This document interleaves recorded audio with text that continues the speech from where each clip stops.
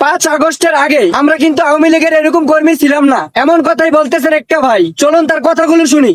5 আগস্টের আগে আমরা কিন্তু আমলিকের ওরকম কর্মী ছিলাম না, শুধুমাত্র আমলিকের ভালোবাসা ভোট দিয়েছি। 5 আগস্টের পরে আমরা আমলিকের পক্ষে মাঠে কথা কেন বলি? 5 আগস্টের পরে আমরা আমলিকের পক্ষে মাঠে কথা এই জন্যই বলি, এই জুলাই আন্দোলন যারা করছে তারা ষড়যন্ত্র করিয়া উন্নয়নের একজন সরকার জননেত্রী শেখ হাসিনা সরকারের বাংলাদেশের থেকে মেডিকুলার ডিজাইন করিয়া ষড়যন্ত্র করিয়া বিদেশিদের টাকা খায়া এই বাংলাদেশের থেকে দৌড়াইছে। এইটা আমরা বুঝতে পারছি কিসের মাধ্যমে? তারা অনেক মিথ্যা অপচার করছে। আপনি দেখবেন এই জুলাই আন্দোলন যারা করছে, সামনে থেকে যারা নেতৃত্ব দিছে, এই নাহিদ, হাসনাত আব্দুল্লাহ আর অনেকেই যারা নেতৃত্ব দিছে, তারা কেউ কিন্তু আহত হয় না। তাদের গায়ে একটা ইটের টোক্কো পড়ে না, একটা গুলিও পড়ে না, তারা কোন রকম একটা বাড়িও খায় না। কিন্তু আশ্চর্যের ব্যাপার হইলো তাদের মধ্যে থেকে, মিছিলের মধ্যে থেকে যে কোনো একজন হঠাৎ করে গুলি খেয়ে পড়ে গেছে এবং তাদের মিছিলের মাঝখান থেকে অনেকে মাথা ইট লাগছে।